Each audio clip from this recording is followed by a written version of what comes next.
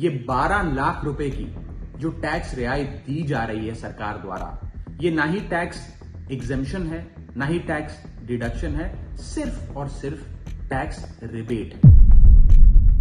मैं आपसे वित्त मंत्री जी सीधे तौर पर पूछना चाहता हूं, क्या ये सत्य नहीं है कि अगर कोई व्यक्ति 12 लाख से ऊपर इनकम कमाएगा तो उसको अपनी पूरी इनकम पर टैक्स भरना पड़ेगा? मान लीजिए कोई शख्स 12,76,000 रुपए कमाता है साल का, तो उसे पूरे 12,76,000 रुपए इनकम टैक्स भरना पड़ेगा, ना कि मात्र 76,000 रुपए जो उसने 12 लाख रुपए के ऊपर कमाए।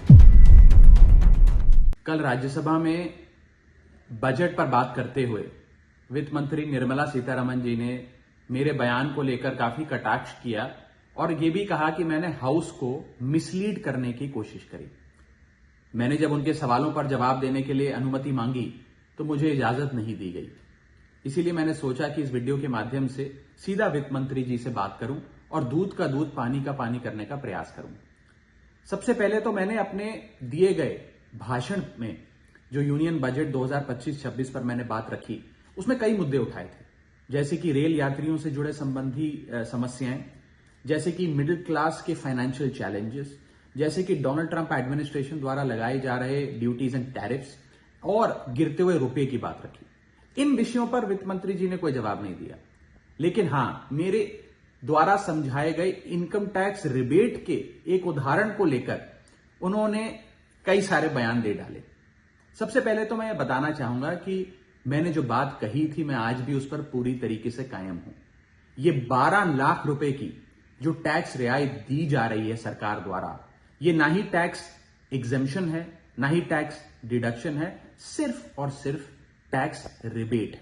यानी कि 12 लाख रुपए से ऊपर अगर आप आमदनी कमाते हैं एक वित्तीय वर्ष में, तो आपको अपनी पूरी आमदनी पर इनकम टैक्स भरना पड़ेगा। मेरे इस कॉन्सेप्ट को समझाने के लिए दिए गए उदाहरण को वित्त मंत्री जी ने टेक्निकली उसे उलझाने का प्रयास किया, उसमें मार्जिनल टैक्स रिलीफ का कॉन्सेप्ट जोड़कर यह सिद्ध करने की कोशिश करी कि मेरा उदाहरण गलत था। मैं आपसे वित्त मंत्री जी सीधे तौर पर पूछना चाहता हूं, क्या यह सत्य नहीं है कि अगर कोई व्यक्ति 12 लाख से ऊपर इनकम कमाएगा तो उसको अपनी पूरी इनकम पर टैक्स भरना पड़ेगा? चलिए, मार्जिनल टैक्स रिलीफ 1275 तक आप दे रही हैं। आप मुझे यह बताइए कि अगर एक व्यक्ति 13 लाख रुपए 13 लाख रुपीज एक वित्तीय वर्ष में कमाता है, तो उसे अपने पूरे 13 लाख की आमदनी पर अपने स्लैब अनुसार इनकम टैक्स देना पड़ेगा कि नहीं देना पड़ेगा? या 13 लाख माइनस 12 लाख की टैक्स रिबेट 1 लाख पर देना पड़ेगा? सही जवाब है कि उसे पूरे 13 के 13 पर इनकम टैक्स भरना पड़ेगा। मान लीजिए कोई शख्स 12,76,000 रुपए कमाता है साल का, तो उसे पूरे 12,76,000 रुपए इनकम टैक्स भरना पड़ेगा, ना कि मात्र 76,000 रुपए जो उसने 12 लाख रुपए के ऊपर कमाए।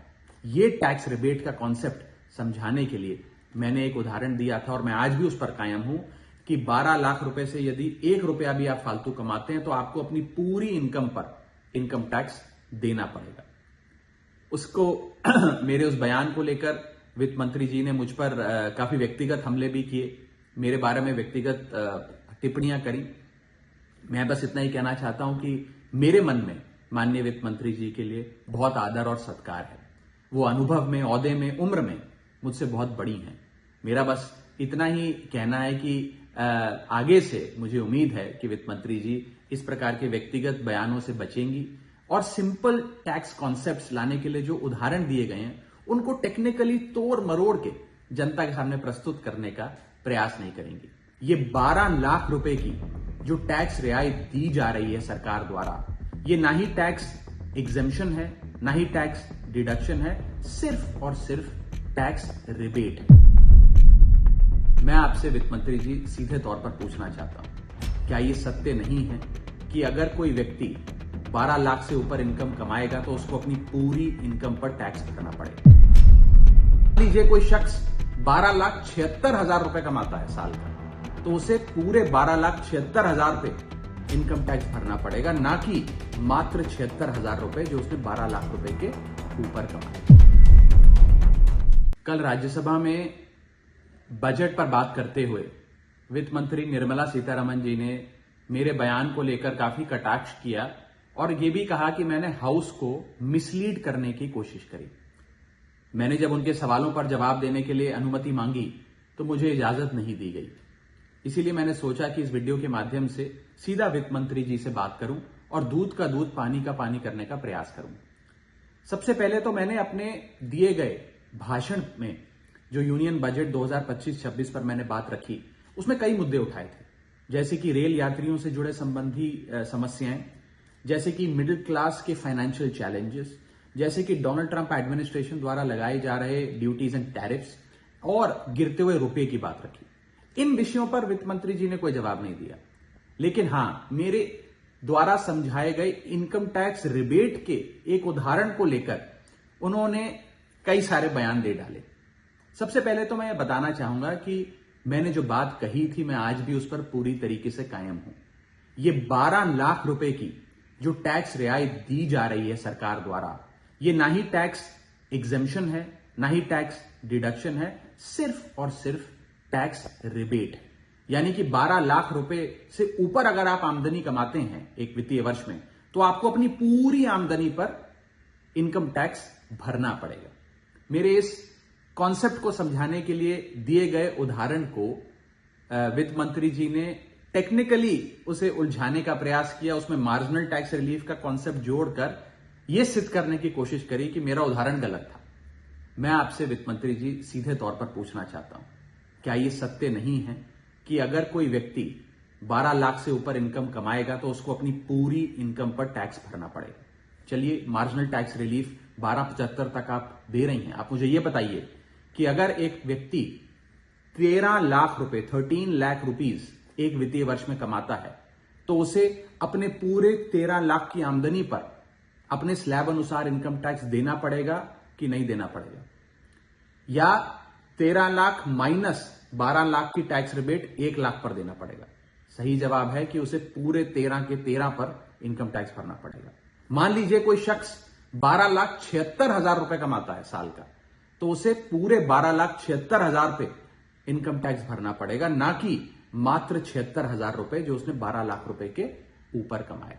ये टैक्स रिबेट का कॉन्सेप्ट समझाने के लिए मैंने एक उदाहरण दिया था और मैं आज भी उस पर कायम हूं कि 12 लाख रुपए से यदि 1 रुपया भी आप फालतू कमाते हैं तो आपको अपनी पूरी इनकम पर इनकम टैक्स देना पड़ेगा।